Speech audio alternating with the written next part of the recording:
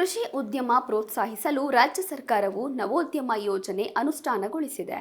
ಈ ಯೋಜನೆಯ ಅಡಿ ಗ್ರಾಮೀಣ ಪ್ರದೇಶದ ಜನರಿಗೆ ಬೃಹತ್ ಮೊತ್ತದ ಸಾಲ ನೀಡಲು ಮುಂದಾಗಿದೆ. ಹಾಗಾದರೆ ಸರ್ಕಾರದಿಂದ ಸಿಗುವ ಸಾಲ ಎಷ್ಟು? ಡೀಟೇಲ್ಸ್ ಇಲ್ಲಿದೆ. ಕೃಷಿ ಉದ್ಯಮ ಪ್ರೋತ್ಸಾಹಿಸಲು ರಾಜ್ಯ ಸರ್ಕಾರ ನವ್ಯೋದಯ ಯೋಜನೆಯನ್ನ ಕೃಷಿ ಇಲಾಖೆ ವ್ಯಾಪ್ತಿಯಲ್ಲಿ ಅನುಷ್ಠಾನಗೊಳಿಸಿದೆ. ಕೃಷಿ ವಲಯದಲ್ಲಿ ಉದ್ಯಮಶೀಲತೆ ಬೆಳೆಸುವ ಈ ಯೋಜನೆಯಡಿ ಸಹಾಯಧನದ ಸಾಲ ಸೌಲಭ್ಯ ದೊರೆಯಲಿದೆ. ಗ್ರಾಮೀಣ ಪ್ರದೇಶದಲ್ಲಿನ ಕೃಷಿ ಪದವೀಧರರು, ವಿದ್ಯಾವಂತ ಯುವ ಜನರು, ಆಸಕ್ತ ಪ್ರಗತಿಪರ ಕೃಷಿಕರು ಕೃಷಿಯಲ್ಲಿ ನವೀನ ತಾಂತ್ರಿಕತೆಯ ನವೋದ್ಯಮ ಆರಂಭಿಸಲು ಅವಕಾಶವಿದೆ. ರೈತರ ಆದಾಯ ವೃದ್ಧಿಸುವ ನಿಟ್ಟಿನಲ್ಲೂ ಇದು ಸಹಕಾರಿ ಆಗಬಲ್ಲದು ಎಂಬ ನಿರೀಕ್ಷೆಯಲ್ಲಿ ನವೋದ್ಯಮಕ್ಕೆ 50% ಸಹಾಯಧನ ನೀಡಲು ಸರ್ಕಾರ ನಿರ್ಧರಿಸಿದೆ. ಈಗಾಗಲೇ ಕೃಷಿ ಇಲಾಖೆ ಆಸಕ್ತ ರೈತರಿಂದ ಅರ್ಜಿಯನ್ನು ಕೂಡ ಆಹ್ವಾನಿಸಲಾಗಿದೆ. ಆಹಾರ ಬೆಳೆ ಉತ್ಪಾದನೆಯಲ್ಲಿ ಈಗಾಗಲೇ ಸ್ವಾವಲಂಬನೆ ಹೊಂದಿರುವ ಹಿನ್ನೆಲೆಯಲ್ಲಿ ಕೃಷಿ ಕ್ಷೇತ್ರವನ್ನ ಉದ್ಯಮ ಸ್ವರೂಪದಲ್ಲಿ ಬೆಳೆಸಲು ಸರ್ಕಾರ ಕಾರ್ಯಕ್ರಮವನ್ನ ಹಮ್ಮಿಕೊಂಡಿದೆ. ಸರ್ಕಾರ ಆರಂಭಿಕವಾಗಿ 10 ಕೋಟಿ ರೂಪಾಯಿ ಅನುದಾನ ಬಿಡುಗಡೆ ಮಾಡುವ ಮೂಲಕ ಮುಖ್ಯಮಂತ್ರಿ ಸಿದ್ದರಾಮಯ್ಯ ಬಜೆಟ್ನಲ್ಲಿ ಘೋಷಿಸಿದ ಹೊಸ ಯೋಜನೆ ಜಾರಿಗೊಂಡಿದೆ.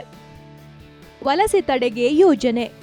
ನವನವೀನ ಪರಿಕಲ್ಪನೆಯೊಂದಿಗೆ ಕೃಷಿ ಕ್ಷೇತ್ರದಲ್ಲಿ ಆಧುನಿಕ ತಾಂತ್ರಿಕತೆ ಜೋಡಿಸಿ ಉದ್ಯಮಶೀಲತೆ ಬೆಳೆಸಿ ಗ್ರಾಮೀಣ ಯುವ ಜನತೆಗೆ ಉದ್ಯೋಗ ಒದಗಿಸುವ ಉದ್ದೇಶವು ನವೋದ್ಯಮ ಯೋಜನೆಯಲ್ಲಿದೆ.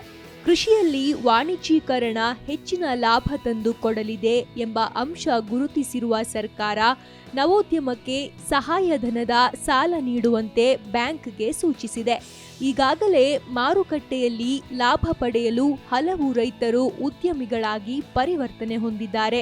ಉದ್ಯಮಿಗಳಾಗಲು ಆಸಕ್ತಿ ಇರುವ ಗ್ರಾಮೀಣ ಜನರಿಗೆ ಪ್ರೋತ್ಸಾಹ ನೀಡಲು ನವೋದ್ಯಮ ಯೋಜನೆ ಸಹಕಾರಿಯಾಗಲಿದೆ.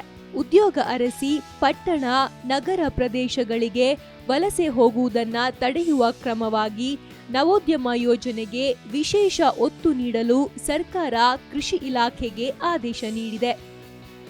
ಸೂಕ್ತ ತರಬೇತಿ ಅಗತ್ಯ. ಲಾಭದಾಯಕ ಕೃಷಿಗಾಗಿ ಹೊಸತನದೊಂದಿಗೆ ತಾಂತ್ರಿಕತೆ ಅಳವಡಿಸಿಕೊಳ್ಳಲು ನವೋದ್ಯಮ ಯೋಜನೆಯಲ್ಲಿ ಮುಕ್ತ ಅವಕಾಶವಿದೆ. ಯೋಜನಾ ವರದಿ ಆಧರಿಸಿ ಬ್ಯಾಂಕ್ನಲ್ಲಿ 5 ಲಕ್ಷದಿಂದ 20 ಲಕ್ಷ ರೂಪಾಯಿವರೆಗೆ ಸಾಲ ದೊರೆಯಲಿದೆ. ಇದರಲ್ಲಿ 50% ಸಹಾಯಧನ ಕಲ್ಪಿಸಲಾಗಿದೆ. ಈಗಾಗಲೇ ಸ್ಥಾಪಿತವಾಗಿರುವ ಕೃಷಿ ವಲಯದ ನವೋದ್ಯಮಗಳ ವಿಸ್ತರಣೆ, ಮೇಲ್ದರ್ಜೆಗೇರಿಸಲು ಮತ್ತೊಂದು ರೀತಿಯ ಆರ್ಥಿಕ ನೆರವು ನೀಡಲು ಅವಕಾಶವಿದೆ. ಇದಕ್ಕೆ 20 ಲಕ್ಷದಿಂದ 50 ಲಕ್ಷ ರೂಪಾಯಿ ಬ್ಯಾಂಕ್ ಸಾಲ ದೊರೆಯಲಿದ್ದು, ಇದರಲ್ಲಿ 50% ಸಹಾಯಧನ ನೀಡಲು ಸರ್ಕಾರ ನಿರ್ಧರಿಸಿದೆ. ಕೃಷಿಯಲ್ಲಿ ನವೋದ್ಯಮಿಗಳ ಸಾಮರ್ಥ್ಯ ಅಭಿವೃದ್ಧಿಪಡಿಸಲು ಸೂಕ್ತ ತರಬೇತಿ ನೀಡಲು ಉದ್ದೇಶಿಸಲಾಗಿದೆ. ಕೃಷಿ ವಿಶ್ವವಿದ್ಯಾಲಯ, ಇತರೆ ಸಂಶೋಧನಾ ಸಂಸ್ಥೆಗಳ ತಜ್ಞರಿಂದ ತರಬೇತಿ ದೊರೆಯಲಿದೆ. ನವೋದ್ಯಮ ಆಸಕ್ತ ಅರ್ಜಿದಾರರ ಪರಿಶೀಲನೆ, ಇತರೆ ಸಮನ್ವಯತೆಗಾಗಿ ಕೃಷಿ ಇಲಾಖೆ ಜಂಟಿ ನಿರ್ದೇಶಕರ ಅಧ್ಯಕ್ಷತೆಯಲ್ಲಿ ಜಿಲ್ಲಾ ಮಟ್ಟದ ತಾಂತ್ರಿಕತೆ ಸಮಿತಿ ರಚಿಸಲಾಗಿದೆ. ಕೃಷಿಯೊಂದಿಗೆ ಇತರೆ ಪೂರಕ ಉಪಕಸುಬುಗಳೊಂದಿಗೆ ಕೃಷಿ ನವೋದ್ಯಮಕ್ಕೆ ಪ್ರೋತ್ಸಾಹ ನೀಡುವುದು ಸಮಿತಿಯ ಪ್ರಥಮ ಆದ್ಯತೆಯ ಜವಾಬ್ದಾರಿಯಾಗಿದೆ.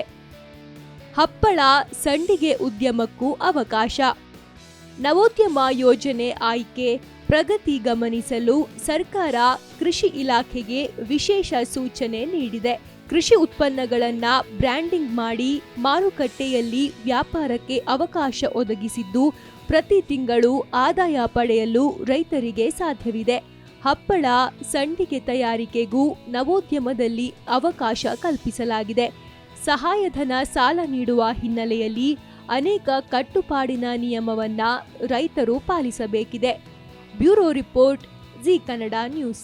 ನಿಮ್ಮ ಜಿ ಕನ್ನಡ ನ್ಯೂಸ್ ಚಾನೆಲ್ ಈಗ Sun Direct number 292, U digital number 162, city cable number 51, GTPL number 17, Abhishek cable number 821, Rock Line telecommunication number 51, Shri Basaveshwara cable number 60, Vinayaka digital number 53 ನೆಟ್ವರ್ಕ್ಗಳಲ್ಲಿ ಲಭ್ಯ.